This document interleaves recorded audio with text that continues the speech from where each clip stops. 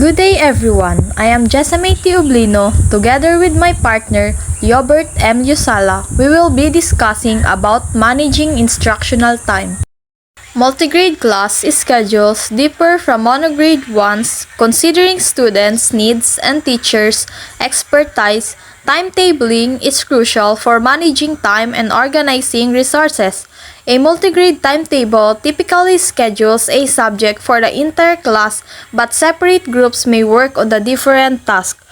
Ang multigrade class ay magkaiba sa monograde class, which is yung elementary na nakikita natin na pinapasukan natin nung elementary tayo ay ang tawag doon monograde class. Kailangan ng isang teacher sa monograde class ang pagiging expert sa mga bagay na kailangan ng estudyante. Kailangan ng tamang oras at pagiging resourceful kung sakaling kulang ang mga materyales na kailangan sa activity na pinapagawa. So, here are some guidelines to keep in mind when making a timetable. First, specify the subject to be taught as well as their competencies for each grade level as set forth by the Department of Education. So, dito, alamin muna ang mga subject na kailangan na maituro sa natatakdang araw at oras.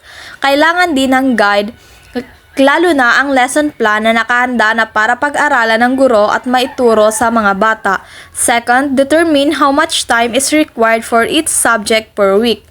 Alamin kung ilang oras ba ang kailangan para maituro ang isang subject sa kada grade level na tuturuan, at para sa buong week naman, kailangan lahat ng subject ay may tamang oras na dapat maituro sa kanila.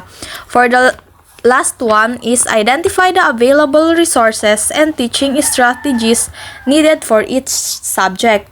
So dito naman, maraming mga gawain ang pwedeng ipagawa sa mga bata at ang iba dito ay kinakailangan ng bagay na makakatulong na matapos at maisagawa ang mga gawaing ibinigay, lalo na sa mga group activities. That's all for my report. The next reporter will be Leobert M. Liosala. Thank you. I'm Leobert Liosala. I will continue the discussion. Here are two common timetabling approaches that can be utilized in a multi-grade class. Behammer and Hasher. A. Split timetable or subject stagger approach. In a multi-grade class, each grade level student different subject simultaneously. The teacher prepares different lesson and teacher the groups in turns. For example, is about split timetable. It means same time per grade level, but iba-iba silang subject. Next, common subject approach. The student in each grade level will study the same subject at the same time, but will work on different activities. In letter B naman is same time and also same subject ang ituturo kada grade level. For example, grade 4 same subjects in grade 5 and 6. The tips for timetabling in multi-grade class. First, the math and other subjects that need more concentration should be taught in the morning. Ang math ay kailangang pagigihan na makapag-focus ang mga mag-aaral at maaari itong ituro sa umaga. Second, consider the student maturity and attention span. Younger students have shorter attention span and may need to change activities more often. Sabi dito, ang mga estudyante ay kailangan ng attention at hindi lang mag-focus sa isang grade level. Maaring ang mga mature ay pwedeng mag-independent learning basta may activities na ibibigay.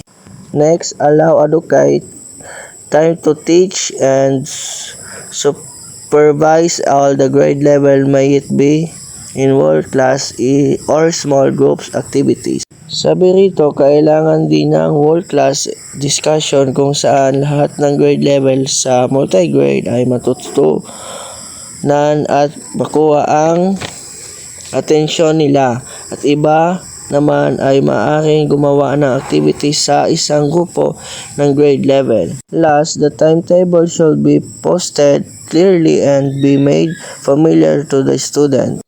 Ang timetable ay dapat alam ng mga estudyante para ma-manage at maayos ang flow ng discussion at makapagturo ng iba pang subject.